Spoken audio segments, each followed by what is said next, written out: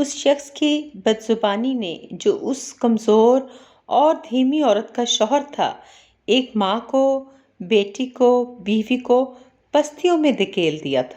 ایک منفرد اور دل کو چھو لینے والا افسانہ آپ کے پیش نظر ہے۔ اوپر سے ذرا چوڑی سی، درمیان سے ساخت ذرا عجب سی، اور آخر کی بناوٹ کچھ ایسی کہ جسے دیکھ کر اندر تک بے چینی، بے آرامی اور بے سکونی بکھر جائے۔ جو اس کے سہارے کا محتاج نہ ہو، اسے کوفت کی ایسی اتھاہ گہرائیوں میں دھکیل دے کہ بیان سے باہر، اور جو اس کے سہارے کے بنا ایک قدم بھی نہ اٹھانے کے قابل ہو، اس کے لیے یہی، ہاں بس یہی، فقط یہی قدم اٹھانے کا سہارا ہو۔ وہ خود پسند، انا پرست اکھڑ بھی اس کے بغیر ایسا ہی بے سہارا ہو گیا تھا کہ جیسے ازلی اپاہج، دائمی معذور، یا پھر تا حیات لنگڑا، کہ ایک قدم بھی اس کے سہارے کے بغیر اٹھائے تو لڑکھڑا کے اوندھے منہ گر پڑے۔ ذلیل، کمینی، یہ الفاظ دیواروں کی سماعتوں نے، بند دروازوں کے بیچ سانس لیتے سناٹوں نے، اور صحن و آنگن کی خاموشیوں نے ایک نہیں ہزار بار، شاید کروڑ بار، یا پھر اربوں دفعہ سنے تھے کہ اس گھر کے در و بام کی فضا میں جب بھی آوازوں کی باز گشت گونجا کرتی تو یوں لگا کرتا تھا کہ انہی دو الفاظ کو دہرایا جا رہا ہے، کبھی چیخ چلا کے، کبھی حقارت بھرے لہجے اور کبھی تضحیک بھرے انداز میں۔ ذلیل، کمینی، کبھی تو یوں لگتا تھا کہ جس کے لیے یہ الفاظ استعمال کیے جا رہے تھے اس کا اپنا کوئی پیدائشی نام ہے ہی نہیں، اس کے یہی دو نام ہیں۔ یہ دونوں الفاظ اس پتھر سے وجود کی پتھرائی ہوئی سماعتوں نے اتنی بار سن لیے تھے کہ اس کو اب تو یہ لگنے لگا تھا کہ اس کا اپنا اصلی نام کوئی تھا ہی نہیں، اس کے ماں باپ نے اس کا کوئی نام رکھا ہی نہیں تھا۔ پھر بھی اکثر اس نے سنا تھا کہ لوگ اسے بلقیس کہہ کر پکارا کرتے تھے۔ بلقیس سے اس کی سماعتیں اتنی آشنا نہ تھیں جتنی کہ ان دونوں لفظوں سے تھیں۔ فضا میں پوری گھن گرج کے ساتھ یہ دو الفاظ تیرتے ہوئے اس کے کانوں کے پردوں سے ٹکراتے تو وہ یوں بجلی کی تیزی سے، یا پھر یوں کہ جیسے کرنٹ کا زوردار جھٹکا لگا ہو، وہ اس جانب متوجہ ہو جاتی کہ جیسے پکارنے والے، چلانے والے، بلکہ دھاڑنے والے نے اسے اس کے اصل نام سے پکار لیا ہو، جبکہ اپنے اصل نام بلقیس پر تو وہ یوں بے دھیان سی رہا کرتی تھی کہ جیسے یہ کسی اور کا نام ہو، اس کا نہیں۔ ذلیل عورت، یہ تو نے کس قسم کا ناشتہ بنایا ہے؟ منہ اندھیرے تہجد کے لیے بیدار ہو جانے والی بلقیس کو آغاز دن سے جو پہلی پھٹکار، اول دھتکار اور جو سب سے پہلی لعن طعن سننے کو ملتی وہ انہی دو لفظوں کے ہمراہ ہوا کرتی تھی۔ مشینی انداز میں ناشتہ تیار کرتی وہ عورت جس نے خود ابھی تک ایک گھونٹ اندر اتار کر خشک آنتوں کو اور سوکھے حلق کی رگوں کو تر نہ کیا ہوتا تھا۔ کمینی عورت، کیا ہاتھ ٹوٹے ہوئے ہیں؟ جملہ بدلا جاتا، لہجہ بدلا جاتا اور درستگی میں تذلیل کا گھوٹا سخت ہاتھوں سے لگاتے نفرت کی آنچ کو ذرا تیز کیا جاتا کہ اس بار جلانے والا ذلیل کی بجائے لفظ کمینی استعمال کرتا۔ یہ گھن گرج ایسی کڑکدار آواز میں ہوتی کہ چند لمحوں کے لیے بجلی کی کڑک کے مشابہ معلوم ہوتی، کہ اس کو سن کر اگر کوئی سویا ہوتا تو گھبرا کر اٹھ بیٹھتا، کوئی غسل خانے میں غسل کی غرض سے گیا ہوتا تو اس آواز کی دہشت اسے نل بند کر کے اس جانب متوجہ کر دیتی، اور اگر کوئی ناشتہ کر رہا ہوتا تو مارے گھبراہٹ کے اس کے ہاتھ سے لقمہ ہی گر جاتا۔ جان بوجھ کر یہ ذلیل کمینی میرے آگے ایسا ناشتہ رکھتی ہے۔ اس دھتکار اور لعن طعن کے ساتھ یہ الزام بھی لگانے والا ہمیشہ لگاتا آیا تھا۔ نہ جانے یہ کیسی بدگمانی تھی جو اس کے دل میں روز اول سے، جب سے یہ نصیب و جلی اس گھر میں بیاہ کر آئی تھی، اس کے خلاف بھر گئی تھی۔ توقیر احمد کو یہ یقین تھا کہ یہ جان بوجھ کر کبھی اس کے ناشتے کا پراٹھا جلا دیتی تھی تو کبھی انڈا جلا ہوا۔ ان کا الزام تھا کہ ایسا جلا ہوا ناشتہ صرف ان کا خون جلانے کے لیے کسی دلی انتقام کے تحت دیا جاتا تھا۔ تمہارا جلا ہے پراٹھا، تمہیں ملا ہے جلا ہوا انڈا، اور پھر وہ کسی شعلے کی طرح بھڑکتے ہوئے دسترخوان پر موجود ہر فرد کو پراٹھا اٹھا کر دکھاتے اور پوچھتے کہ جیسے مخاطب کو قائل کرنا چاہ رہے ہوں کہ یہ عورت جانتے بوجھتے مجھے ستاتی ہے۔ اس کو مزہ آتا ہے میرا دماغ خراب کر کے۔ یہ ایک اور سنگین الزام تھا اس عام بلکہ معمولی سی صورت والی بلقیس پر، جس کا پہلا گناہ تھا عورت ہونا اور دوسرا گناہ عام سی شکل و صورت کا ہونا تھا، اور اسے اس گناہ کی سزا اپنے مجازی خدا سے شادی کے 25 سال گزر جانے کے بعد بھی مل رہی تھی کہ کبھی بھی وہ اپنے شوہر کے دل میں جگہ نہ بنا پائی تھی۔ وہ ابھی بھی اندر سے ایک خشک ریگستان کی طرح تھی جس کی ریت کا مقدر سورج کی تپش ہو، کبھی بھی محبت کمی اس پر نہ برسا ہو۔ دن کا آغاز ہی نفرتوں کے ساتھ ہوتا، اس نفرت کا سلسلہ 2-4 جھڑکیوں پر ہی اختتام پذیر نہ ہوتا بلکہ پورا دن ہی جاری و ساری رہتا۔ یہ کپڑے کس طرح استری کیے ہیں؟ ہینگر سمیت پکڑی اپنی اجلی سفید شلوار قمیض جس پر ایک ہلکی سی بھی سلوٹ نہ ہوتی، توقیر احمد کوئی نہ کوئی خامی نکال لیتے تھے۔ توقیر احمد سرکاری بینک میں اعلیٰ پوسٹ پر رہے تھے، خوش لباسی ان کا عشق رہی تھی، مضبوط بدن، دراز قد، اونچی پیشانی اور اس پر آتشی مزاج۔ توقیر احمد کا شروع سے ہی لباس پینٹ کوٹ رہا تھا اور کبھی کبھار موقع کی مناسبت سے شلوار قمیض کے ساتھ واسکٹ بھی پہن لیا کرتے تھے۔ وہ لباس کے معاملے میں اس درجہ باریک بین تھے کہ ذرا سی بھی سلوٹ اپنے کپڑوں پر دیکھ لیتے تو فوراً سے جلال میں آ جاتے، گویا حشر کا میدان لگا لیتے۔ اندھی ہو، وہ وہیں سے لکیر والی جگہ پکڑ کے ساتھ اس ذلیل کمینی عورت کی گردن بھی پکڑ لیتے۔ یا ہاتھوں پر فالج گر گیا ہے؟ بڑھاپے کی دہلیز پر قدم رکھتی بلقیس سے توقیر احمد کو ذرا برابر بھی غلطی اور کوتاہی برداشت نہ تھی۔ ان کا معیار آج بھی اتنا ہی سخت اور کڑا تھا جتنا کہ شادی کے ابتدائی ایام میں، جب اس 52 سالہ عورت کی عمر ابھی 22 سال تھی۔ وہ جو پہلا تمانچہ اس نئی نویلی دلہن کو شادی کے تقریباً 20 روز بعد پڑا تھا، حیرتوں سے اس کی سانولی دبی ہوئی رنگت کو اور سانولا کر گیا تھا۔ وہ اس غلطی، کوتاہی یا گناہ پر پڑا تھا کہ اس نے توقیر احمد کی قمیض اس طرح استری نہیں کی تھی جس طرح کا توقیر احمد کا معیار تھا، ارفع و اعلیٰ۔ اس روز پہلی بار اس کم شکل بلقیس کو تمانچے کے تحفے کے ساتھ ذلیل اور کمینی کے القابات سے بھی شوہر نامدار نے نواز کر یہ احساس مضبوطی سے اس کی سانولی سی مٹھی میں تھما دیا تھا کہ تم میری پسند نہیں ہو جو تمہاری کوتاہیوں پر درگزر کروں۔ کیا خوب انصاف ہے مرد کی ذات میں! جہاں محبت اور پسندیدگی ہو وہاں درگزر، ہمدردی اور نرم دلی، اور جہاں محبت و پسندیدگی ہو مفقود تو وہاں سنگ دلی، بے رحمی اور کرختگی، وہ بھی دانستہ شعوری طور پر۔ نئی نویلی دلہن کسی خوش فہمی میں مبتلا ہوتے سر پر چڑھ کر بیٹھنے کی جرات نہ کرے، اس لیے توقیر نے شروع کے ایام میں ہی اسے اس کی اوقات یاد دلا دی تھی۔ تم ہمیشہ بے توقیر رہو گی بلقیس، میرے دل میں بھی اور میری زندگی میں بھی۔ یہ بات ذہن نشین کر لو کہ تم میری نہیں، میرے گھر والوں کی پسند سے لائی گئی ہو۔ مطلب کہ یہ انکشاف بھی تمانچے کے ساتھ اس کے منہ پر دے مارا کہ توقیر احمد شادی سے پہلے کسی اور کے اسیر زلف رہے تھے۔ وہ ماپارا کون تھی، کہاں تھی، یہ تو اس معمولی سی صورت والی بلقیس کو کوئی نہ بتا سکا۔ ہاں، البتہ اس انکشاف نے آئینے میں اس کے سامنے بالمقابل جو سراپا لا کھڑا کیا وہ یقیناً کسی حسین و جمیل، دودھ سی رنگت والی، چاندی سے بدن والی حسینہ کا تھا، جو توقیر احمد جیسے شاندار شخصیت رکھنے والے مرد کے ساتھ یوں جچتی ہو کہ جیسے چاند سورج کی جوڑی ہو۔ اب ایسی صورتحال میں ایسے باکمال مرد کے سامنے بلقیس کی کیا حیثیت اور اوقات ہو سکتی تھی جو اس پہلے تمانچے کو لے کر وہ کوئی طوفان کھڑا کر دیتی۔ توقیر احمد اپنی ذات کے کسی ایک پہلو کے حوالے سے شاہانہ مزاج اور حساس نہ تھے، بلکہ ہر معاملے میں حساسیت جو کہ دھیرے دھیرے نرگسیت میں داخل ہونے لگی تھی اس انتہا کی تھی کہ پرت در پرت ان کی عادات جوں جوں بلقیس پر کھلتی جا رہی تھیں وہ ان کی مزاج کی بلندیوں کو دیکھتے پستیوں میں گرنے لگی تھی۔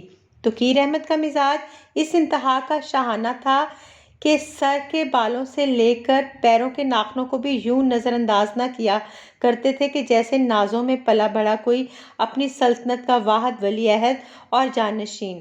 توقیر احمد اکلوتے تھے، بہنیں تو 3 بڑی تھیں، مگر بیٹا ان کے سوا اور کوئی نہ تھا، سو اکلوتے ہونے کے ناطے وہ گھر بھر تو کیا پورے خاندان کے ایسے لاڈلے تھے کہ ان کی دادی اور پھپھو نے پورے 5 سال انہیں زمین پر برہنہ پا چلنے نہ دیا تھا۔ اگر کبھی چلتے تو ان کی ہتھیلیاں اس ننھے ولی عہد کے قدموں تلے فرش ہوا کرتی تھیں۔ لاڈ سے کبھی ایک کی گود میں تو کبھی پیار سے کسی اور کی گود میں توقیر احمد کی سواری ہوا کرتی تھی۔ ان کو چھینک بھی آ جاتی تو پورے گھر میں طوفان سا آ جاتا کہ ڈاکٹر کو گھر میں ہی حاضر کر لیا جاتا۔ یہ محبتوں کے مظاہرے جو بڑوں کے ان کے لیے تھے سمجھ نہ پاتے، لیکن جیسے جیسے سب سمجھ آنے لگا، یہ لاڈ، یہ دلار اس اکلوتے لاڈلے کا دماغ آسمانوں پر پہنچانے لگا۔ بڑوں کے اس بے توازن لاڈ پیار نے توقیر احمد کی ذات میں احساس برتری پیدا کر دیا تھا۔ خود کو وہ کوئی ارفع و اعلیٰ آسمانی مخلوق سمجھنے لگے تھے۔ لباس، خوراک سے لے کر ہر معاملے میں ان کا ایک معیار بن گیا تھا۔ خوشبو استعمال کی جاتی تو سب سے منفرد اور قیمتی، لباس وہ زیبتن کیا جاتا جو سب سے زیادہ بیش قیمت ہوتا یا پھر برانڈڈ۔ بات آ جاتی جوتے پر تو اس قدر پیسہ پیر میں رکھنے والی چیز پر خرچ کیا جاتا کہ دوست و احباب کو بھی حیران و پریشان کر دیتا۔ وقار علی جو کہ 1500-2000 کا جوتا پہنے پوری یونیورسٹی کے چکر شوخیوں کے ساتھ لگا رہا ہوتا، وہ توقیر احمد کا 10,000 کا جوتا دیکھ کر چکرا کر گر پڑتا۔ کچھ ایسا ہی شاہانہ پن کھانے پینے کے معاملے میں تھا۔ کھانا اگر کھانا ہے تو اچھے اور مہنگے ریسٹورنٹ سے، ورنہ بھوکے رہنے کو ترجیح دی جاتی۔ اکھڑ اور ضدی طبیعت کے توقیر احمد بھوک سے تڑپ اٹھتے، مگر اس شدت کی حالت میں بھی کمپرومائز بالکل نہ کرتے۔ چیز وہیں کی کھائی جاتی جہاں کی معیاری ہوتی، ورنہ باقی جگہوں کے لیے ان کے یہ الفاظ ہوا کرتے تھے: تھرڈ کلاس، گھٹیا، بیکار۔ اور پھر جب شریک حیات کے انتخاب کا مرحلہ آیا تو بیچ میں معیار آ گیا۔ وہ الگ بات ہے کہ ہر معاملے میں تقدیر انسان کو اپنی مرضی پوری نہیں کرنے دیتی، لہٰذا اس معاملے میں توقیر احمد کے خلاف تقدیر نے چال چلی اور مقدر کی لکیروں میں جس کا نام لکھا گیا وہ نام بلقیس تھا۔ مگر خود پسند و انا پرست توقیر احمد نے یہاں بھی جس حد تک ہو سکی اپنی چلانے کی کوشش کرتے بلقیس کا نام بدل کر ذلیل و کمینی رکھ دیا۔ ذرے سے بھی چھوٹی غلطی یا کوتاہی توقیر احمد کی اپنے معاملے میں برداشت سے باہر ہوا کرتی تھی، یا پھر ذلیل کمینی کو دیکھ کر برداشت بالکل ختم ہو جایا کرتی تھی۔ بلقیس جو کہ گھر کے کسی کام میں لگی یا پھر کسی بچے کو سنبھالنے میں حال بے حال ہوئی ہوتی کہ معمولی سی غلطی پر گردن سے دبوچ کر کٹہرے میں کھڑی کر لی جاتی۔ پھر سے کوتاہی، پھر سے غلطی۔ توقیر احمد کی ڈکشنری میں کوتاہی اور غلطی کے الفاظ تھے ہی نہیں۔ وہ اصل میں توقیر احمد کی گرمئی گفتار، تندی مزاج اور تپش الفاظ بلقیس کو کسی خشک ٹہنی، سوکھی ہوتی شاخ یا پھر مردہ ہوتے تنے میں بدل دیتی تھی۔ وہ بدنصیب شروع روز سے ہی اتنی دبا دی گئی تھی کہ اب اپنے اصل قد سے بھی اور پست نظر آنے لگی تھی۔ توقیر احمد نے اپنی اس باندی کنیز لونڈی خادمہ جو سب کچھ تھی بس بیوی نہیں تھی کو کسی بھی غلطی پر خود کو بے گناہ، بے قصور اور باعزت بری نہیں ہونے دیا تھا۔ شروع میں جب ساس حیات تھیں تو بلقیس کی وکیل بن جایا کرتی تھیں۔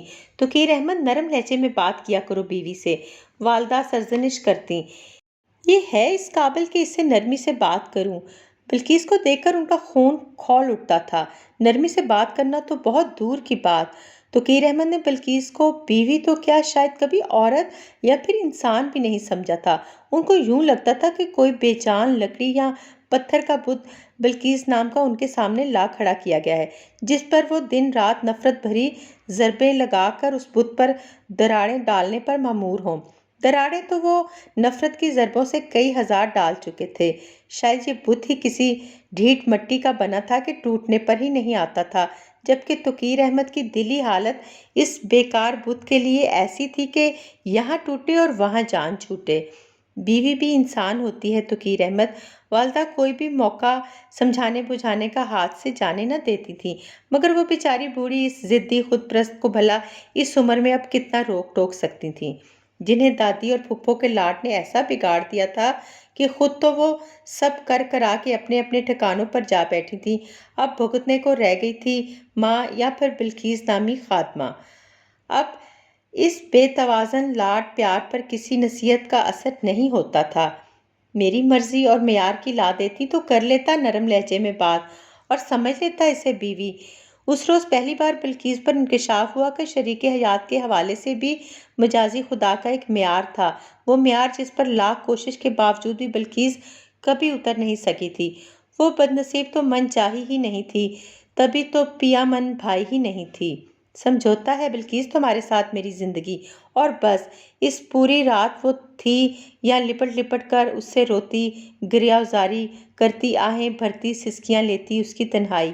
وہ اس کے ساتھ لپٹ کر یوں روتی کہ آنکھیں دریا ہو گئیں، سمندر بن گئیں، جھیلیں ہو گئیں، اور ان میں وہ زور کی طغیانی ہوتی کہ چار سو بس سیل ہی سیل، سیلاب۔ مگر وہ سیلاب بھی بلقیس کی ذات کے گرد دائرہ بنائے رہا۔ جو تباہی مچی اس کے گرد مچی، جو بربادی و تباہی پھیلی اس کے اندر پھیلی۔ سمجھوتے کا ہر کڑوا گھونٹ بامشکل توقیر احمد بلقیس کو برداشت کرتے پی رہے تھے۔ ذلیل عورت، یہ کیسے جوتے پالش کیے ہیں تم نے؟ کھانا پکانے میں بھی بلقیس ان کے معیار پر پوری نہ اتری تھی، اور نہ ہی وہ ان کے دیگر کاموں میں انہیں مطمئن کر پائی تھی۔ ہر کام میں نقص، ہر کام میں ڈانٹ ڈپٹی توقیر احمد کی عادت ثانیہ بن گئی تھی۔ بلقیس کو جھاڑ پلائے بغیر جیسے انہیں خود کھانا ہضم نہ ہوتا تھا، جوتے بھی ان کی مرضی اور معیار کے مطابق پالش نہ کیے ملتے تو پھوڑ، بد سلیقہ، گنوار، جاہل، نہ جانے کون کون سے القابات سے اس کم شکل عورت کو، جو بدقسمتی سے ان کی بیوی کے منصب پر آ بیٹھی تھی، نوازا جاتا، اور بات نہ صرف زبان تک کے استعمال تک رہتی بلکہ شدید غیظ و غضب طاری ہو جاتا، تو کبھی ان کی سیاہ چوٹی تو کبھی سانولی سی گردن ان کے مضبوط شکنجے میں آ جاتی۔ اس ذلیل عورت نے قسم کھا رکھی ہے میرا خون جلانے کی، اور پھر اپنے ہی جوتے ہاتھ میں پکڑ کر اس شدت سے صاف کیے جاتے کہ چمک کے اس معیار کی معراج پا لیتے جو معیار توقیر احمد کا ہوتا، تو اس نصیب و جلی کے عین چہرے کے سامنے وہ چمکتا، لشکاریں مارتا سیاہ جوتا کر دیا جاتا، جو اس حد تک چمک رہا ہوتا کہ اس میں بلقیس کو اپنی معمولی صورت کا عکس دکھائی دینے لگتا۔ ایسے ایسے چمکاتے ہیں جوتے۔ ہاتھ میں بلقیس کی گردن دبوچے ہوئے وہ جھٹکے دیتے ہوئے اسے اس کا ہی عکس، اس کا چہرہ اس جوتے میں دکھانے کی صحیح نفرت سے مغلوب ہوئے کرتے۔ تھوڑی سی پالش لگا کر پھر سے کی جاتی، اور جب سیاہ جوتا واضح طور پر بلقیس کا عکس دکھانے لگتا تو پھر جان چھوٹتی۔ یہ جوتے کون پہنائے گا مجھے؟ بات جوتے پالش کرنے پر ہی ختم نہ ہوتی، پہنانے کی بھی ڈیوٹی 20-22 سالہ بلقیس کی ایسی لگی کہ 52 سال کی ہو جانے پر بھی وہ اس پر پابند رکھی گئی۔ یہ بیوی ہے تمہاری، خادمہ نہیں ہے توقیر احمد۔ یہ توہین آمیز رویہ ایک عورت دوسری عورت کے ساتھ دیکھ کر تڑپ اٹھتی تو توقیر احمد کی والدہ اس کا برملا اظہار کرتی۔ کچھ زیادہ فرق نہیں ہوتا بیوی اور خادمہ میں ماں جی، یہ اس اکھڑ کی ماں کے سامنے ہٹ درمی کا کھلم کھلا اظہار ہوتا۔ تمہاری نسل پیدا کرتی ہے یہ مخلوق، ماں بیٹے کی بے حسی پر جیسے ماتم کرتے رہ جاتی۔ ایک عورت سے ہی جنا ہوا اور عورت سے اس انتہا کی نفرت اپنے بیٹے کی دیکھتی تو ماتھا پیٹ لیتی۔ انہیں کئی بار یوں لگتا کہ بیٹے کی شکل میں انہوں نے کوئی پتھر جن دیا ہو، جس کا دل اس مخلوق جس کا نام عورت ہے اس کے لیے پتھر کا ہے۔ انہیں بیٹے کا سلوک بہو کے ساتھ دیکھ کر لگتا تھا کہ جیسے وہ اسے انسان ہی نہ سمجھتا ہو، کوئی حقیر مخلوق یا پھر گندی نالی کا کیڑا جس کی جگہ پیروں تلے یا پھر کوئی نالی ہو۔ تو مت پیدا کرے نسل، یہ ایک اور ڈھٹائی کی انتہا کو چھوتا ہوا جواب آتا کہ جیسے وہ گوشت پوست کا مرد نہ ہو بلکہ کوئی ایسی اعلیٰ و عرفہ مخلوق ہو جو اپنی فطری حاجت کے لیے بھی بلقیس جیسی معمولی عورت کے سامنے مغلوب ہونے سے گھن کھاتی ہو۔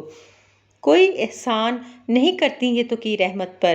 اس قدر نخوت کے ساتھ اس عام سی صورت والی عورت بلقیس کو دیکھ کر اپنا نام ہی متکبرانہ انداز میں لیا جاتا کہ جیسے دونوں جہاں کی توقیر و تکریم بس انہی کے لیے ہے، اور دونوں جہاں کی تذلیل و توہین اس کمتر مخلوق کے لیے ہے جس کا نام اس کے پیدا کرنے والے نے عورت رکھا، اور پھر اسے دنیا میں لانے والوں نے بلقیس رکھا، اور آخر میں اس مخلوق کا نام مجازی خدا نے ذلیل کمینی عورت رکھ دیا۔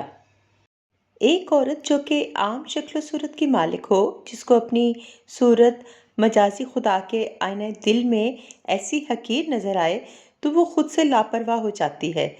ہار سنگھار پہننا، اوڑھنا سجنا سنورنا فراموش کر دیتی ہے۔ بلقیس کے ساتھ بھی ایسا ہی ہوا۔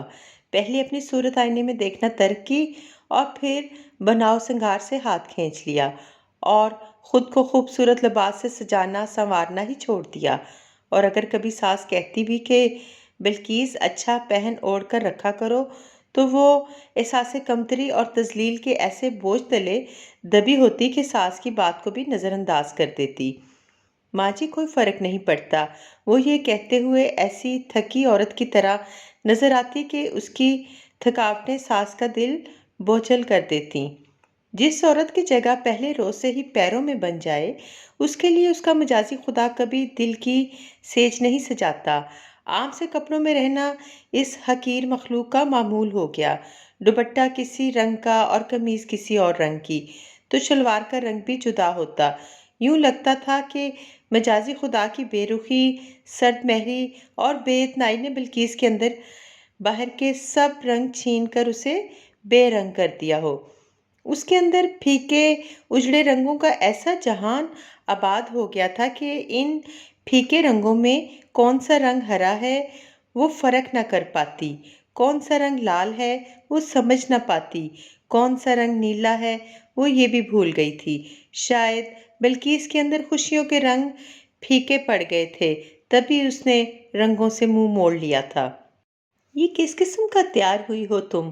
توقیر احمد کی پروموشن ہوئی تھی اور ساتھ ہی محکمے نے آنن فانن گاڑی بھی دے دی تھی۔ یہ شادی کے بعد توقیر احمد کی تیسری پروموشن ہوئی تھی۔ مطلب کہ بلقیس کا قدم ان کے لیے خوش بخت ثابت ہوا تھا۔ یہ تمہاری بیوی کا نصیب اتنا اونچا ہے جو تقدیر تم پر مہربان ہے توقیر احمد۔ ہر لمحہ ہر قدم پر ماں اس خود پرست بیٹے جس کی زندگی کا ایک ہی عشق تھا اور وہ تھی اس کی اپنی ذات، کو سمجھایا کرتی تھی کہ کم شکل ہوئی تو کیا ہوا، نصیب کا ستارہ تو دیکھو کیسا بلقیس کا روشن ہے، کیسے اس کے روشن ستارے نے تمہیں بھی روشنی اور بلندی عطا کرتی ہے۔ جبکہ توقیر احمد ماں کی بات سن کر یوں نخوت سے سر جھٹکتے کہ جو بد نصیب شوہر کے دل میں بلند مقام حاصل نہ کر سکی، بھلا وہ ان کے لیے کیا بلندی نصیب کا باعث ہو سکتی ہے۔ توقیر احمد کا عشائیہ تھا، اس لیے ڈپارٹمنٹ کی جانب سے تمام افسران کو بیگمات کے ساتھ مدعو کیا گیا تھا۔ بدقسمتی سے بلقیس بھی انہی بیگمات میں شامل تھی۔ دل تو توقیر احمد کا یہی تھا کہ کوئی بہانہ بن جائے اور یہ کم شکل عورت ان کے ہمراہ قدم سے قدم ملا کر اس قدر شاہانہ عشائیے میں نہ جا سکے، مگر ایسا نہ ہوا۔ سیاہ رنگ کی نفیس سی ساڑی جس پر بہت مناسب سا کام ہوا تھا، زیب تن کیے، بالوں کا جوڑا سلیقے سے بنائے دیدہ زیب سے سینڈل پہنے جو کہ اس ساڑی کے ساتھ بہت بھلے لگ رہے تھے، آنکھوں میں بہت عرصے بعد شاید ایک زمانے بعد کاجل لگایا اور ایک نیچرل کلر کی لپسٹک لبوں پر لگائے، بلقیس جہاں تک توقیر احمد کے معیار کے مطابق تیار ہو سکتی تھی تیار ہوئی تھی۔ ساس نے بھی دیکھ کر ڈھیروں بلائیں لی تھیں، ایسے تیار ہو کر رہا کرو بلقیس۔ ساس نے پیشانی پر محبت سے بوسہ دیتے ہوئے خوش دلی سے سراہا تھا، جبکہ بیٹے کے معیار عالی شان کو وہ بد نصیب چھونے سے ابھی بھی قاصر رہی تھی۔ ساڑی سے لے کر سینڈل تک ہر چیز میں توقیر احمد نے 100 کیڑے اور ہزاروں عیب نکالے تھے کہ سارے رستے آنکھوں کا کاجل قطرہ قطرہ بہتا رہا تھا۔ چھوٹے قد کی عورت پر بھلا کب ساڑی جچتی ہے، بیوقوف عورت! اور یہ سینڈل کس قدر بے جوڑ سے ہیں اس ساڑی کے ساتھ، اور کس پاگل نے کہا تھا کہ گھونسلہ نما جوڑا بنانے کو، اور یہ لپسٹک، او خدایا، کس گنوار عورت سے پالا پڑ گیا ہے میرا۔ اور اس عالمی اشتعال میں سپیڈ بریکر دکھائی نہ دیا تو گاڑی نے اس بری طرح جھٹکا کھایا کہ اگلی گاڑی کے ساتھ ٹکراتے بچ تو گئی، مگر اس کی ذمہ دار بھی وہ منحوس ٹھہرائی گئی جو فرنٹ سیٹ پر ان کے ساتھ بیٹھی تھی۔ گو کہ سارے راستے توقیر احمد نے شاید ہی کسی بھی چیز پر بلقیس کو بخشا ہو۔ نفیس سے سیاہ پینٹ کوٹ میں ملبوس توقیر احمد کو یہ کم صورت عورت آج اپنے مقابل اور کم صورت لگی تھی کہ دل نے 2-4 بار اس بات کا قصد بھی باندھا تھا کہ راستے میں ہی بلقیس کو گھنٹے 2 گھنٹے کے لیے کسی عزیز کی طرف اتار جائیں اور خود تنہا ہلکے پھلکے ہو کر فریش موڈ کے ساتھ عشائیے میں چلے جائیں۔ وہ تو جس عزیز کی طرف چھوڑنے کا پروگرام تھا وہ تو خود ہی کسی ایمرجنسی کی وجہ سے دوسرے شہر گئے ہوئے تھے، سو اس مصیبت سے چھٹکارا ناممکن تھا۔ سارے راستے کوستے دھتکارتے بالآخر وہ کم تر مخلوق انہی کے ہمراہ دعوت میں شریک ہوئی۔ تو یہاں بھی کسی سخت لفظ کی چٹکی کاٹنا توقیر احمد نہ بھولے۔ ندیدی عورتوں کی طرح کھانے پر نہ ٹوٹ پڑنا، یہ پہلی چٹکی جو بازو پر کاٹی گئی۔ زیادہ خاموش رہنا اور خواہ شوخیاں نہ مارنا، یہ دوسری چٹکی گردن پر کاٹی گئی۔ میسنی عورتوں کی طرح محفل میں شوہر کی غیبت کرنے نہ بیٹھ جانا، ایک اور اذیت بھری چٹکی کاٹی گئی۔ چلتے ہوئے ساڑی کو ذرا سا آگے سے پکڑ لینا، انداز توقیر احمد کا ایسا کہ جاہل نے ساڑی پہن تو لی ہے، پتہ نہیں اب اسے سنبھالنا بھی آتی ہے یا نہیں۔ یہ نہ ہو اپنا ہی پاؤں اس میں پھنسا کر الٹی گری پڑی ہو۔ بے اطمینانی توقیر احمد کی یوں ختم نہ ہونے پر آ رہی تھی کہ اس جاہل کو پہلی دفعہ ساتھ لے تو آئے ہیں، اب پتہ نہیں کیا ان کا اور اپنا تماشا بنائے گی، جبکہ سب کچھ توقیر احمد کے اندیشوں کے برعکس ہوا۔ بلقیس نے ایسی تعریف و توصیف سمیٹی کہ توقیر احمد کے اندر جلن و حسد نے آتش بھڑکا دی۔ So nice, so charming and beautiful. دیگر افسران کی بیگمات نے بلقیس کو یوں گھیر لیا تھا کہ ستاروں میں سب سے روشن چمکدار ستارہ۔ Mrs Tauqeer, you have such a decent and attractive personality.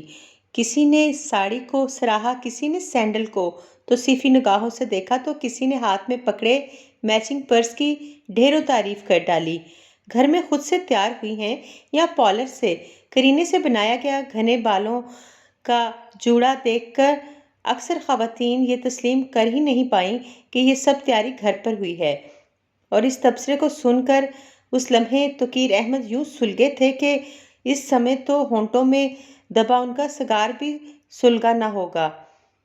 ان کے حریف کی اتنی مداح سرائی، اب تو ان پر تضحیک لازم، واجب بلکہ فرض تھی۔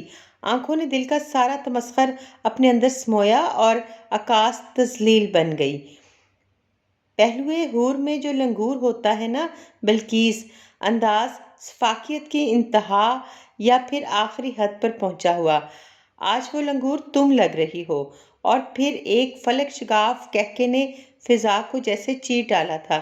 یہ شوہر نامدار کی تمسخرانہ نگاہوں کا کرم تھا کہ بس تھوڑی دیر پہلے جو بلقیس اعتماد کی جس اونچی پہاڑی پر کھڑی ہوئی تھی، پھر سے احساس کمتری کی ایسی عمیق پستیوں میں جا گری تھی کہ بس وہ تھی اور اس کا کراہتا ہوا قلب۔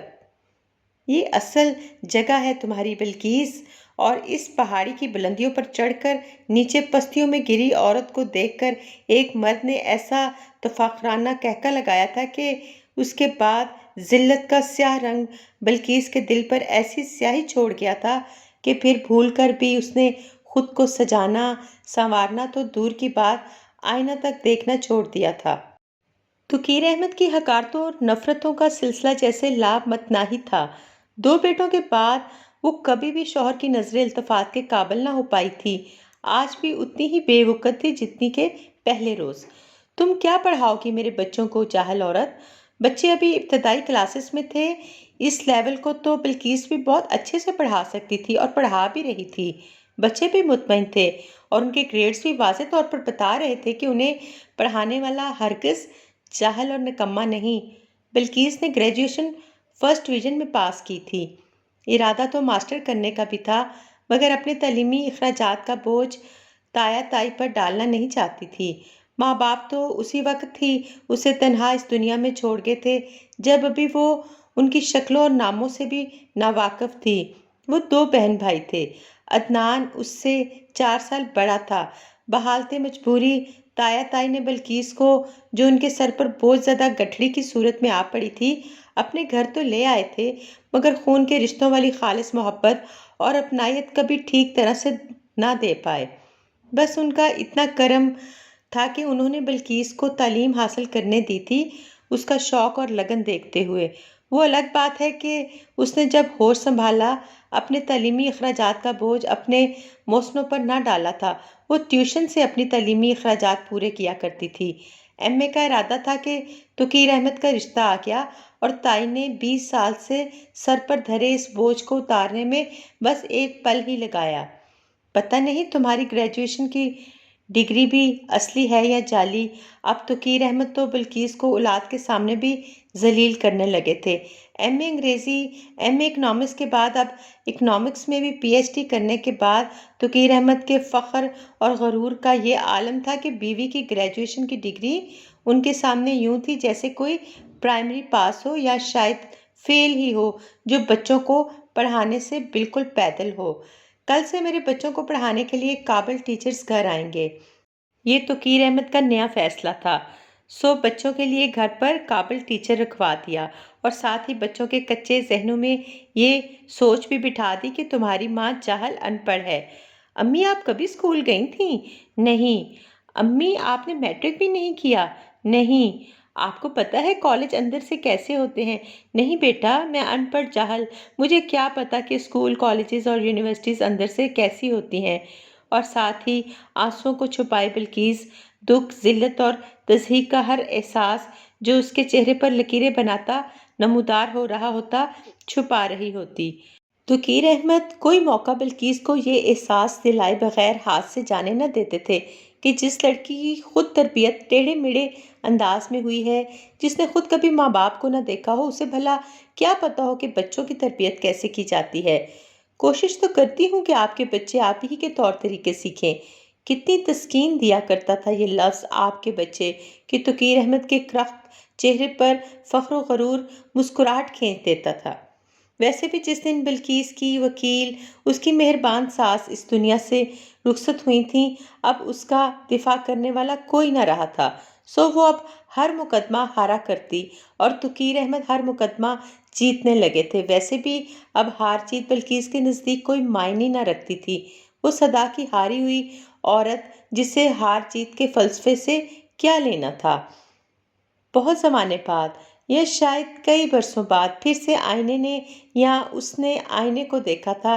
بالوں کی ہر سیاہ تار کے ساتھ سفید تار دیکھی تو علم ہوا کہ جوانی تو نہ جانے کب کی ڈھل چکی ہے، شاید کسی اداس اور خاموش شام کی طرح۔ عمر بڑھ گئی تھی، وہ ماں سے دادی بن گئی تھی، مگر آج بھی وہ لائق احترام نہ ہوئی تھی۔ اب ذلت کا میدان حشر بہوؤں، پوتے اور پوتیوں کے سامنے لگا کرتا تھا۔ پیار، محبت اور قدر یہ 27 سالہ رفاقت بھی پیدا کرنے میں ناکام رہی تھی۔ ہاں، البتہ ذلیل کمینی کو ایک اور نیا نام دے دیا گیا تھا اور وہ نام تھا مائی۔ وہ مائی ہو گئی تھی کیونکہ اب وہ بوڑھی ہو گئی تھی، جس کی جوانی نے بخوشی اپنا آپ بڑھاپے کے سپرد کر دیا تھا۔ اور اس کے مائی ہو جانے کی ایک وجہ یہ بھی تھی کہ وہ عورت تھی، اور بڑھاپا صرف عورت پر آتا ہے۔ شاید مرد کبھی بوڑھا نہیں ہوتا، کبھی اس تک بڑھاپا نہیں پہنچ پاتا۔ وہ ہمیشہ ینگ مین یا ینگ بوائے رہتا ہے، چاہے اس کے بالوں کا رنگ بھی سرمئی ہو جائے یا وہ خود ان کو سنہری رنگ دے دے، وہ ینگ مین یا کالج بوائے ہی رہتا ہے، اور ینگ مین کبھی بابا نہیں بنتا۔ اب توقیر احمد اسے بہوؤں اور پوتے پوتیوں کے سامنے بھی مائی کہہ کر مخاطب کیا کرتے۔ او مائی، عقل نام کی چیز ہے تم میں؟ کبھی مطلوبہ رنگ کی ٹائی نہ ملتی تو مائی کو ڈانٹ پلائی جاتی۔ بلاؤ اس مائی کو۔ پوتے پوتیوں کے ذریعے ینگ مین مائی کو پیغام پہنچاتا۔ دادو، دادا آپ کو مائی کیوں کہتے ہیں؟ ناسمجھ بچوں کے اس سوال پر مائی کی آنکھیں جھلس سی جاتی، مگر لب اس مٹی کے مادو کے پھر بھی سلے رہتے تھے۔ پاپا، کیا آپ بھی جب ماما کے بال وائٹ ہو جائیں گے تو انہیں مائی کہا کریں گے؟ بچوں نے شاید خود سے ہی سمجھ لیا تھا کہ سفید بالوں والی عورت کو مائی کہا جاتا ہے، کیونکہ انہوں نے چھٹی کے وقت اپنے اسکول کے گیٹ کے باہر سفید بالوں والی بوڑھی عورت کو بیٹھے بھیک مانگتے دیکھا تھا۔ لوگ اسے مائی کہا کرتے تھے، مگر یہاں دو باتوں نے بچوں کو الجھا دیا تھا کہ مائی سفید بالوں والی ہوتی ہے یا بھکاری عورت کو مائی کہا جاتا ہے۔ توقیر احمد کے دوسرے بیٹے اسفند کے ہاں پہلے بیٹے کی پیدائش تھی۔ تقریب عقیقہ تھی، پورا خاندان مدعو تھا۔ توقیر احمد کی تینوں بہنیں بھی آئی ہوئی تھیں۔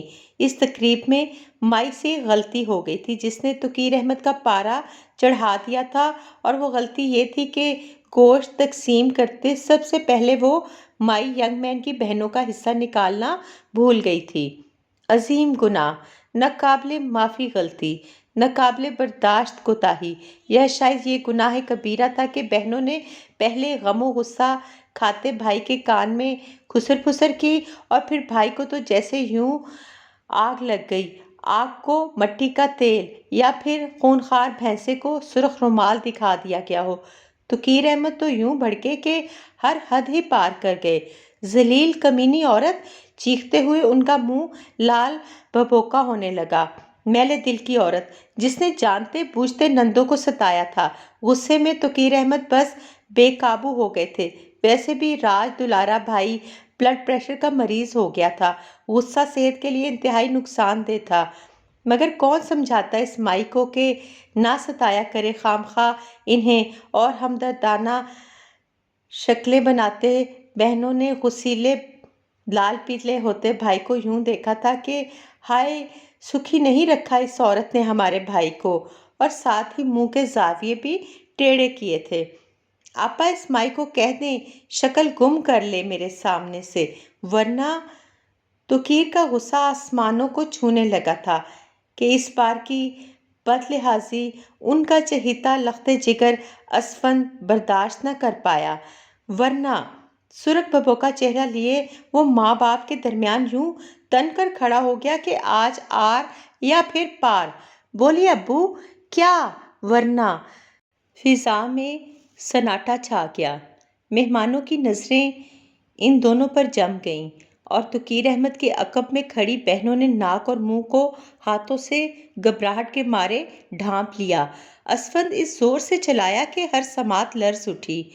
وہ یہ تک تیش میں بھول گیا کہ پورا خاندان اس وقت موجود ہے، اور اس روز جوان لاڈلے بیٹے کو یوں اپنے سامنے سینہ تان کر کھڑا دیکھ کر پہلی بار یہ سوچ توقیر احمد کے اندر سے گزری کہ خون، وراثت، عادات چاہے باپ نچوڑ کر بھی اپنی اولاد میں انڈھیل دے، اولاد سگی ماں کی ہی ہوتی ہے۔ وہ ماں جو 9 ماہ اس بوجھ کو اٹھائے درد زہ کی جان لیوا تکلیف کو سہتی ہے، بچے کو پیدا کرتی ہے، وہ اذیتوں تکلیفوں کو برداشت کر کے اس لمحے باپ پر یوں سبقت لے جاتی ہے کہ جنت اس کے قدموں تلے رکھ دی جاتی ہے، باپ کے نہیں۔ ہاتھ جوڑتی، منتیں کرتی، واسطے دیتی بلقیس نے بیٹے کو باپ کے سامنے سے ہٹا تو دیا، مگر توقیر احمد نے یہ دیکھ لیا کہ انہی کا خون اس 2 ٹکے کی عورت کے لیے کیسا جوش میں آیا ہے۔ یہ بیٹے کا ماں کی حمایت میں باپ کے ساتھ پہلا معرکہ تھا، اور اس معرکے نے توقیر احمد کو زخمی شیر بنا دیا تھا۔ توقیر احمد کے لیے یہ بات ہرگز گوارا نہ تھی کہ انہی کا بیٹا سب مہمانوں کے سامنے اس ذلیل کمینی کی حمایت میں ان کے مقابل آ گیا تھا۔ ہونٹوں میں سگار دبائے، غصے میں آتش فشاں بنے توقیر احمد نفرت سے زمین کے مضبوط سینے کو کچلتے مہمانوں کے جانے کے منتظر تھے۔ رات کا 1 بج چکا تھا۔ زخمی شیر کو انتظار تھا اپنے شکار کا۔ تھکی ہاری نڈھال سی بلقیس سب کام نپٹا کر رات کے 1:30 بجے کمرے میں ڈری سہمی داخل ہوئی تھی کہ پہلی ہی جست لگا کر زخمی شیر نے اس کمزور شکار کو اپنے شکنجے میں لے لیا۔ ذلیل کمینی عورت! یہ تربیت کی ہے تو نے میری اولاد کی! سانولی گردن کے ساتھ سفید و سیاہ ملے جلے بالوں کی چوٹی بھی توقیر احمد کی نفرت بھری گرفت میں آ گئی تھی۔ ان کا لہجہ شعلے اگل رہا تھا اور آنکھیں انگارہ بنی ہوئی تھیں۔ یہ چپکے چپکے تو میرے خلاف زہر بھرتی رہی ہے میری اولاد کے دلوں میں۔ شدید غصے میں بھی مرد یہ بات کبھی نہیں بھولتا کہ لفظ اولاد کے ساتھ میری لگانا کتنا تکبر کا پیکر نظر آتا ہے۔ خدا گواہ ہے جو کبھی میں نے بچوں کو آپ کے خلاف بھڑکایا ہو۔ تکلیف و اذیت کے مارے وہ کمزور بوڑھی ہڈیاں جیسے چٹک پڑی تھیں۔ تکلیف جو کہ حلق سے چیخ کی صورت میں نکلی اور تیرتی ہوئی فضا میں دیوانہ وار یا شاید وحشیانہ انداز میں ہر سوتے ہوئے کی سماعت بے خبر میں اتری اور انہیں خبردار کرتے جھنجھوڑ کر اٹھا ڈالا۔ ابو چھوڑ دیں ہماری امی کو، ورنہ… باہر سے بھی بند دروازے کو وحشیانہ انداز میں پیٹتے لخت جگر اسفند کی آواز گونجی، جو عادات میں بالکل توقیر احمد کا پرتو تھا۔ سخت، غصیلا، منہ پھٹ۔ دونوں ہاتھوں سے دروازہ پیٹتے اس نے مشتعل ہوتے گویا دروازے کو توڑ دینے کی دھمکی دی۔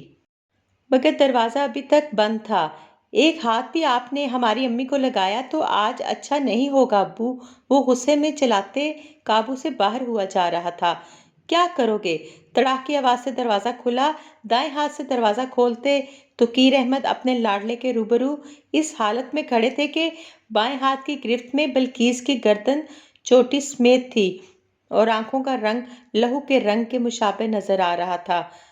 बेटे दोनों ही तुकीर अहमद के दिल के करीब थे, मगर असफन तो उनका दिल था, रूह थी, जान थी। ये दिली जज्बात उनके असफन के लिए थे, मगर असफन बचपन से ही माँ के ज्यादा करीब था।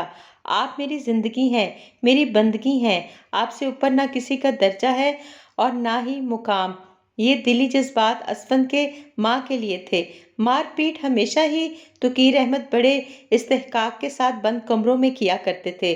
बोलो, वो गरजे के जैसे बादलों के सीने में शगाफ पड़ गया हो। जवाब दो। वो धाड़े के पूरा जंगल इस रात के पहर में इस धाड़ से थरथरा उठा। अपने और बल्कीस के मामले में उन्हें तीसरा मुदाखलत करता कभी बर्दाश्त न हुआ था। कोई एक लफ्ज भी इस 2 टके की खात्मा की हमायत में कह देता तो तुकीर अहमद दिल में उसके लिए कीना और बुग़्ज़ पाल लेते थे। ये सिर्फ आपकी बीवी नहीं अब्बू, उठी हुई अंगश्ते शहादत भपरे हुए पन की आकाश बनी थी। आंखों के सुर्ख डोरों के साथ तैरता इश्तियाल बता रहा था कि आज वो भी कोई लिहाज न रखेगा।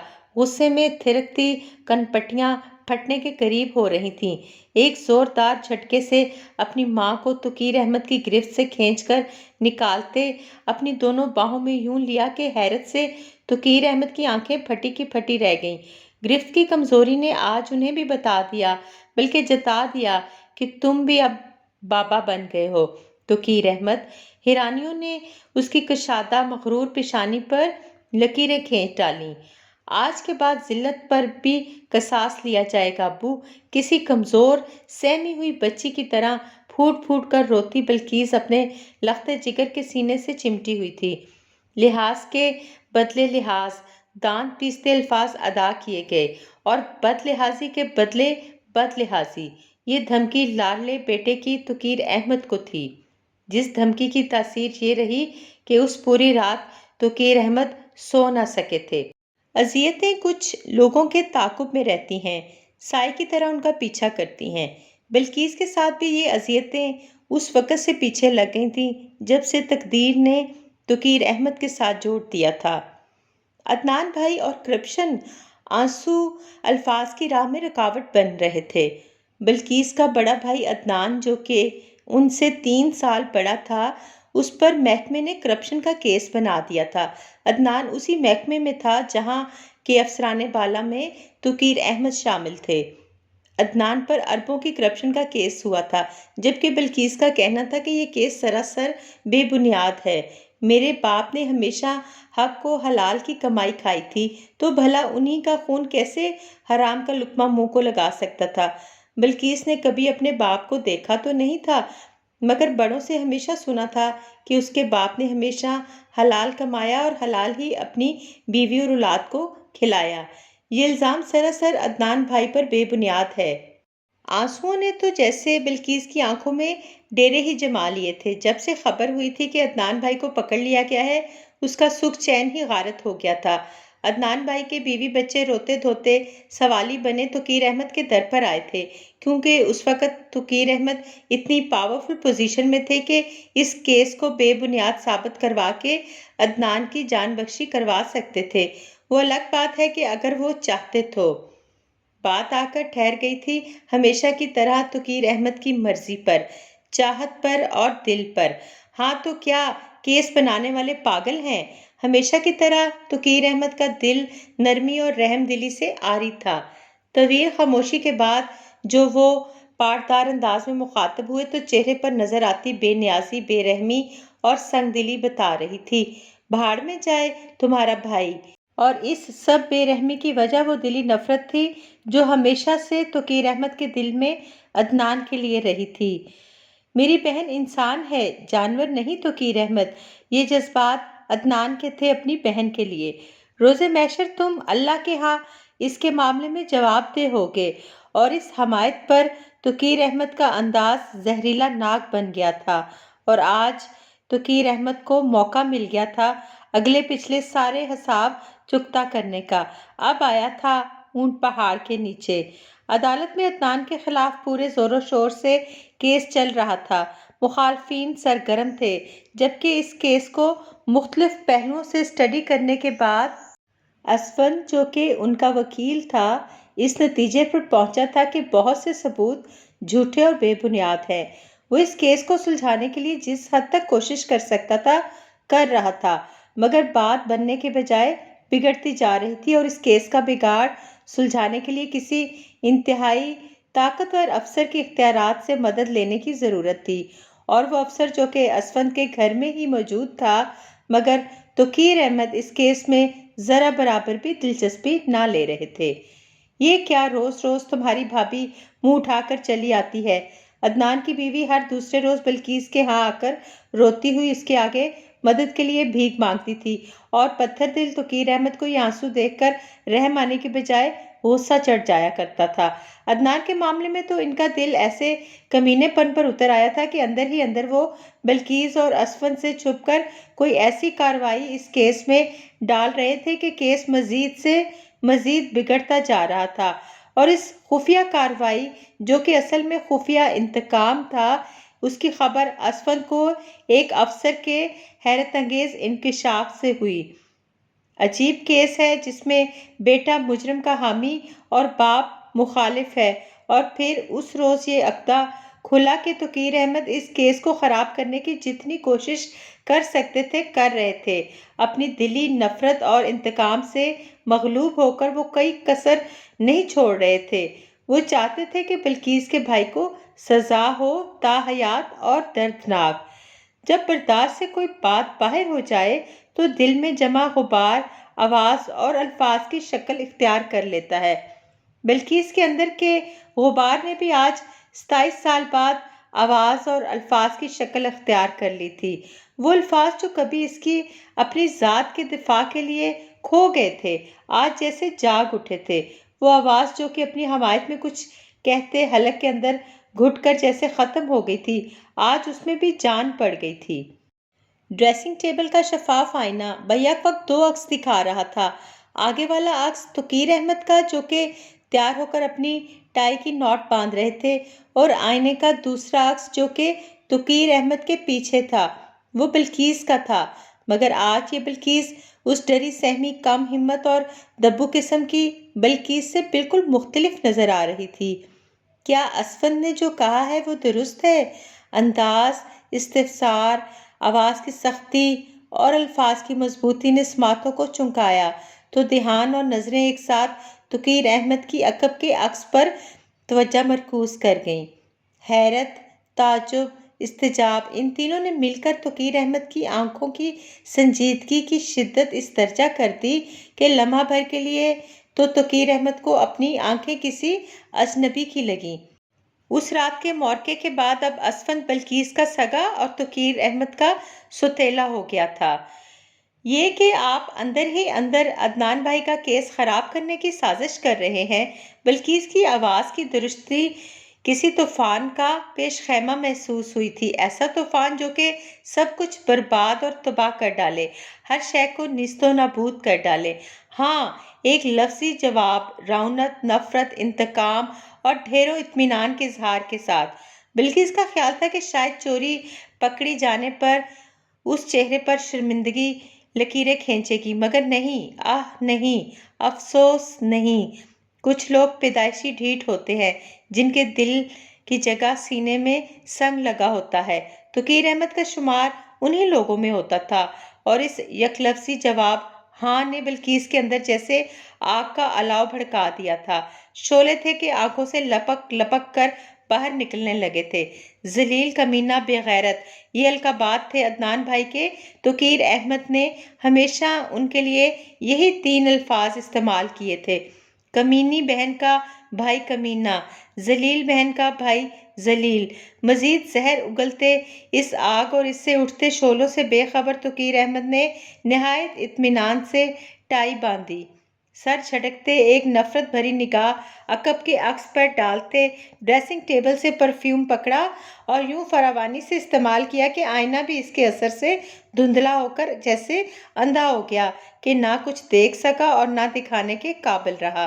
پھر مزید اطمینان سے قدم اٹھاتے بیڈ پر اپنا کوٹ پکڑنے ہی لگے تھے کہ آگ کا بڑا سا شعلہ جو کہ شاید آج سب کچھ بھسم کر دینے پر تلا تھا ان کے سامنے آ گیا۔ سرخ نارنجی زرد آسمان سے باتیں کرتا شعلہ۔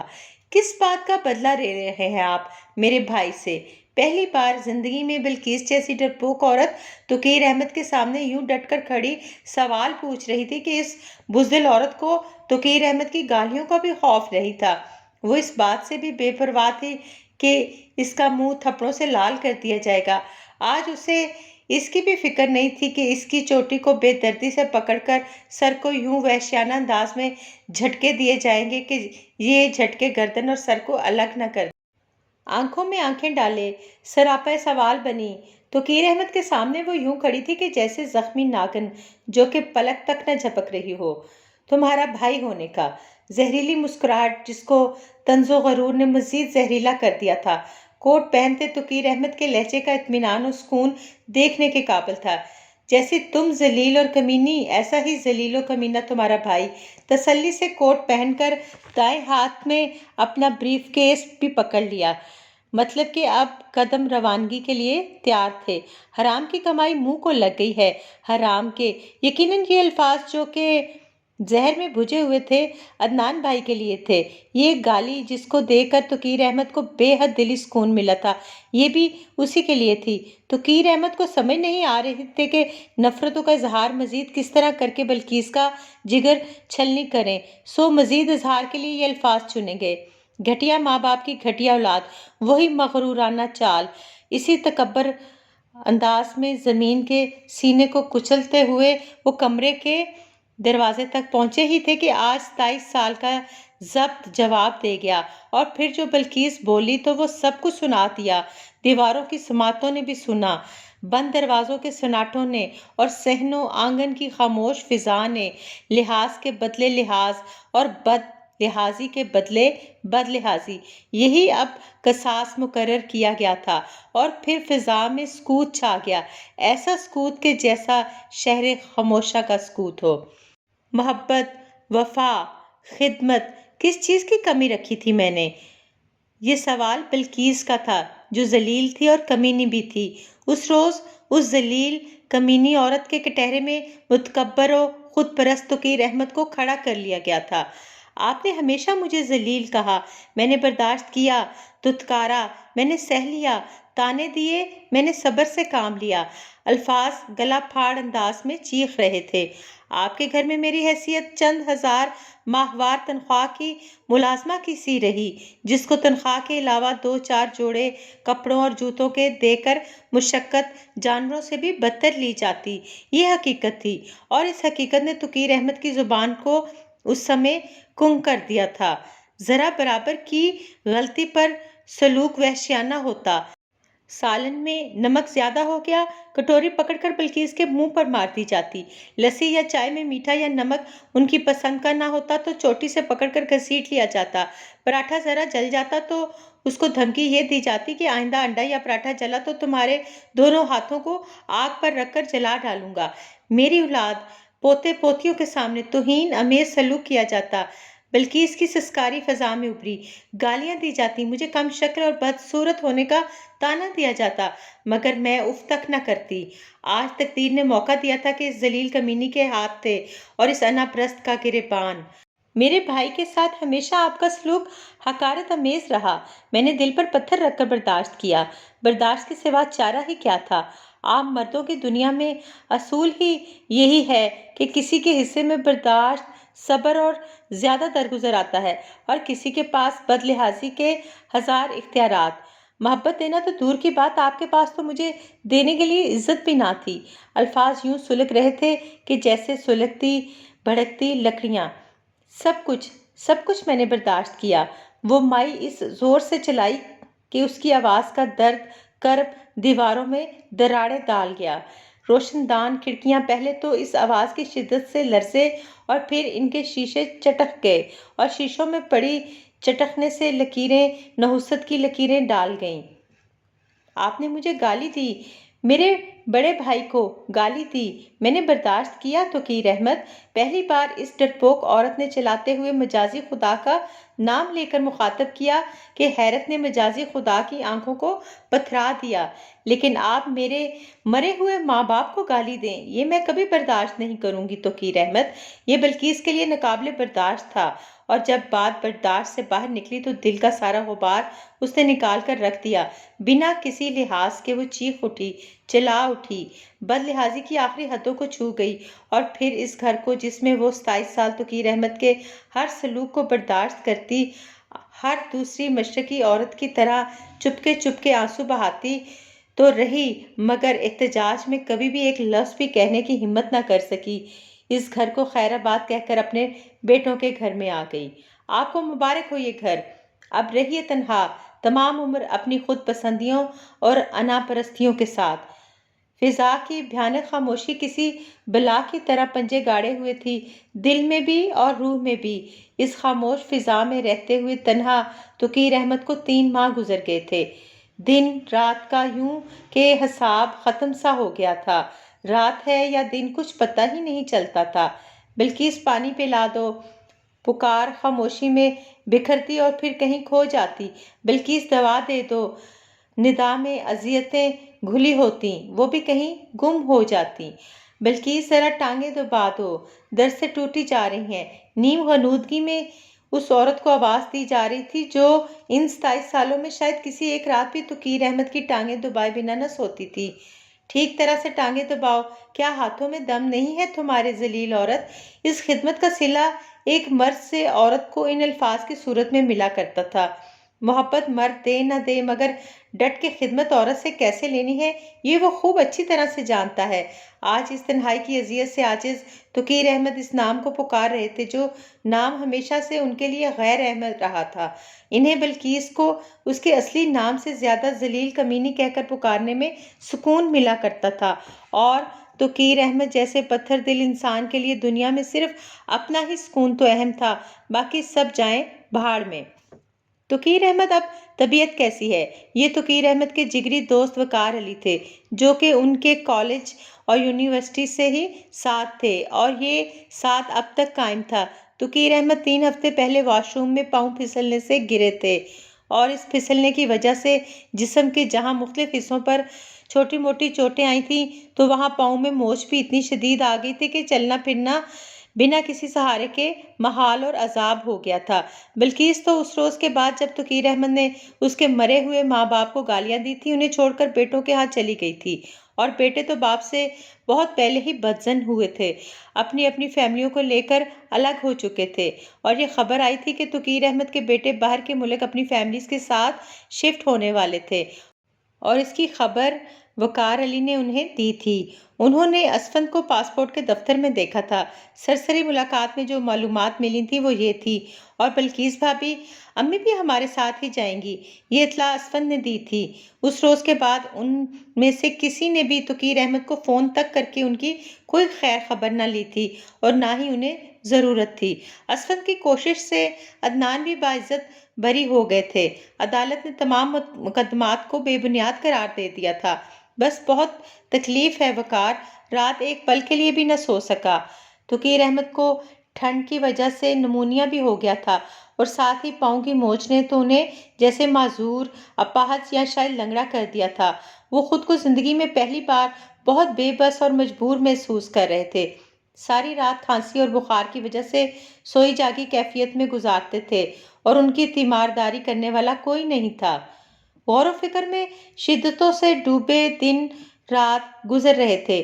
کبھی یہ غور و فکر ملامت کی شکل اختیار کر لیتا تو دل ملامت پر اتر آتا، کبھی یہ غور و فکر پچھتاووں کی دہکتی بھٹی میں گرتا تو توقیر احمد کا پورا وجود جیسے جل کر راکھ ہونے کے قریب ہو جاتا۔ تم بھی چلے جانا چاہتے ہو تو چلے جاؤ وقار علی۔ زبان کا بے دریغ استعمال کرنے والے توقیر احمد کو شاید چپ کا بھی مرض لگ گیا تھا۔ وہ بہت کم گو ہو گئے تھے، ضرورت کے 1-2 الفاظ ہوں ہاں کے علاوہ کچھ نہ ہوا کرتے تھے۔ جب زبان خاموش ہو جائے تو دماغ بولنے لگتا ہے، اور جب دماغ بولنے لگتا ہے تو بڑے سے بڑا خرد دماغ مرد بھی وہ کچھ بھی سوچنے لگتا ہے جو اس نے زندگی میں کبھی نہیں سوچا ہوتا۔ تقیر احمد کا وقت بھی اب زیادہ سوچوں میں کٹنے لگا تھا۔ اپنے ہی کہے لفظ جو کہ شفافیت کی انتہا ہوتے تھے گونجتے کانوں میں سنائی دینے لگتے تھے۔ کبھی سامنے کی شفاف دیوار یوں نظر آنے لگتی تھی کہ جیسے اسکرین ہو، اسکرین پر تقیر احمد اور بلقیس کی رفاقت کے 27 سال کا ہر منظر دکھایا جا رہا ہو، یوں کہ پوری فلم چل رہی ہو۔ تنہائی اور بیماری نے تقیر احمد جیسے سخت پتھر میں بھی سوراخ کر دیا تھا۔ انہیں لگنے لگا تھا کہ اب ان کی ذات وقار علی جیسے جگری دوست کے لیے بھی بوجھ بن گئی ہے۔ اپنے وقت کے اتنے بڑے افسر کی خیریت پوچھنے کے لیے اب بھی لوگ رابطہ کرتے تھے، مگر یہ رابطہ صرف فون پر سرسری حال چال پوچھنے کے لیے ہوتا تھا، اور اس کے بعد ہفتے گزر جاتے مگر دوبارہ کسی کا فون نہیں آتا۔ خواہ مخواہ تم پر بوجھ بن گیا ہوں میں۔ ہمیشہ گردن اکڑا کر چلنے والا تقیر احمد اب واش روم جانے کے لیے بھی سہارے کا محتاج ہو گیا تھا۔ اب وہ سہارا چاہے کسی لاٹھی کا ہوتا، کسی بیساکھی کا ہوتا، یا پھر کسی انسان کے کندھے کا۔ میں کسی لڑکے کو رکھ لوں گا وقار، کمزور سی آواز بتا رہی تھی کہ وقت نے تقیر احمد کے ساتھ ایسی اٹک پٹک کی ہے کہ سارے کسبل نکال کر رکھ دیے ہیں۔ سب پیاروں کے یوں چھوڑ کر چلے جانے پر وہ دلی طور پر ٹوٹ چکے تھے کہ اب احساس تنہائی انہیں عذاب لگتا تھا۔ دل اعتراف پر مجبور ہو گیا تھا کہ تنہائی کس عذاب مسلسل کا نام ہے۔ سناٹے کیسے دلوں کو چیرتے ہیں، اندھیرے کیسے روح کو سہماتے ہیں۔ تقیر احمد کو لگنے لگا تھا کہ وہ اپنے جگری دوست پر بوجھ بن کر آ پڑے ہیں، اور بھلا بوجھ کب تک انسانی دل برداشت کیا کرتے ہیں۔ اکتا جانا، تھک جانا فطری سی چیز ہے۔ جیسے پہلے تم نے لڑکا رکھا تھا ویسے ہی رکھنا ہے۔ اس بات پر وقار علی کا انداز کچھ طنزیہ سا تھا۔ انہیں شاید تقیر احمد کی بات اور سوچ اچھی نہ لگی تھی۔ تقیر احمد نے بیمار اور تنہا پڑنے پر ایک 19 سالہ لڑکا ملازم رکھ لیا۔ شروع میں ابھی تقیر احمد کا دماغ آسمانوں پر تھا۔ انہیں کسی کے سہارے کی ضرورت نہ تھی۔ جس کو جانا ہے چلا جائے، مجھے کسی کی ضرورت نہیں، میں رہ لوں گا اکیلا۔ وہ تو جب شب و روز گزارنے پڑے اور وہ بھی اس محتاجی کی شکل میں، تو دل اندر ہی اندر ٹوٹ پھوٹ کا شکار ہوتے ہوئے اپنوں کی یاد میں سسکنے لگا۔ کچھ روز تک تو وہ ملازم لڑکا ٹھیک کام کرتا رہا، مگر پھر اس کا دماغ ٹھیک نہ رہا۔ تقیر احمد کے گھر سے کچھ پیسے اور ان کی مہنگی چیزیں لے کر وہ رفو چکر ہو گیا۔ تو پھر محتاجی نے جس کا کندھا مانگا وہ وقار علی کا تھا۔ جب بھی سوچنا تقیر احمد، ہمیشہ غلط انداز میں ہی سوچنا۔ وقار علی کا انداز کچھ برہم سا تھا۔ ان کی بات کا ہرگز یہ مطلب نہ تھا کہ تقیر احمد ان پر بوجھ بن گئے ہیں۔ میں صرف اتنا کہہ رہا ہوں کہ کیا ضرورت تھی بلقیس بھابھی کو ناراض کرنے کی۔ وقار علی کی بات کا مقصد اب بھی وہی تھا جو ہمیشہ ہوا کرتا تھا، کہ ایک اکھڑ اور بد دماغ مرد کو یہ سمجھانا کہ عورتیں ہی نہیں، ہم مرد بھی ان کے محتاج ہوتے ہیں۔ کئی دفعہ تو ان کے سہارے کے بنا ایک قدم بھی نہیں اٹھا پاتے۔ یہ مائیاں جو کہ ہماری بیویاں ہوتی ہیں نا تقیر احمد۔ وقار علی کا طرز تخاطب بہت سخت لگا تھا کہ تقیر احمد نے اپنی ویران آنکھیں سامنے دیوار سے ہٹاتے ہوئے وقار علی کے چہرے پر جما دیں، جہاں ناراضگی کے واضح آثار تھے۔ ہم باپوں کے بڑھاپے کا ایسا سہارا ہوتی ہیں جیسا کہ ایک معذور اپاہج شخص کے لیے اس کی بیساکھی، جس کے بنا وہ ایک قدم بھی نہ چل سکیں۔ سر جھٹکتے وقار علی باہر نکل گئے۔ تقیر احمد کی دوا ختم ہو گئی تھی، انہیں وہ لینے جانا تھی۔ ایک معذور و بے سہارا شخص بھی بھلا اپنی بیساکھی کی ناقدری کرتے اچھا لگتا ہے۔ وقار علی تو جا چکے تھے، مگر ان کی بڑبڑاہٹوں کی باز گشت ابھی بھی فضا میں تھی۔ پتہ نہیں تمہیں کب سمجھ آئے گی۔ دادا ابو، ہماری کل رات کی فلائٹ ہے۔ فون پر یہ خفیہ گفتگو دو لوگوں کے درمیان تھی۔ ایک طرف 65 سالہ تقیر احمد تھے اور دوسری طرف ان کا پوتا تھا، وہ جو چپکے معلومات دادا کو دے رہا تھا کہ دونوں فیملیاں امریکہ کے لیے روانہ ہو رہی ہیں۔ اور تمہاری دادی امی، آواز دانستہ پست رکھتے ہوئے یہ سوال پوچھا گیا تھا۔ شاید دل میں یہ خیال تھا کہ دیواریں بھی کان رکھتی ہیں، اور وہ یہ سن کر اس بابے کا مذاق نہ اڑائیں کہ اسے وہ مائی پہلی بار شدت سے یاد آ رہی ہے کہ لنگڑا اور اپاہج بابا بنا کسی سہارے کے لنگڑاتے ہوئے چل پڑے اور اس روٹھی ہوئی مائی کو منا کر واپس لے آئے۔ دادی تو بس روتی رہتی ہیں یا خاموش بیٹھی رہتی ہیں، وہ کسی سے بات بھی نہیں کرتی، وہ تو ہمارے ساتھ شاید جانا بھی نہیں چاہتی۔ بس یہی اندر کی بات بابے کو درکار تھی کہ مائی کے دل کی حالت کیا ہے، بس یہ جاننے کی دیر تھی۔ توقیر احمد کے کمزور لاغر وجود میں جیسے جان پڑ گئی تھی، پوری ہمت و جان لگا کر وہ اٹھ بیٹھے، اور پھر اسی موج زدہ پاؤں پر وہ جس حد تک بوجھ ڈال سکتے تھے ڈالتے ہوئے اٹھ کھڑے ہوئے۔ ان لڑکھڑاتے قدموں کا رخ اس طرف تھا جہاں اس بابے کی بیساکھی تھی، وہ بیساکھی جس کے بغیر ایک قدم اٹھانا بھی محال تھا۔ یہ اعتراف تھا ایک خود پرست و انا پرست مرد کا، مگر آج اس اعتراف نے اسے ایسا دلی سکون دیا تھا کہ بیان سے باہر تھا۔ یہ تو ہم بابوں کی بیساکھی ہوتی ہیں، بھلا اپنی بیساکھی سے بھی کوئی معذور دور رہ سکتا ہے؟ فضا میں وقار کے لفظوں کی گونج تھی جو ہر لڑکھڑاتے قدم پر توقیر احمد کی رہبر و رہنما بنے اس کے قدموں کو آگے بڑھا رہی تھی۔ صرف عورتوں کو ہی سہارے کی ضرورت نہیں ہوتی، ہم مردوں کو بھی ان کا سہارا درکار ہوتا ہے، اور یہ اعتراف کر لینے سے مرد کی شان نہیں گھٹ جاتی۔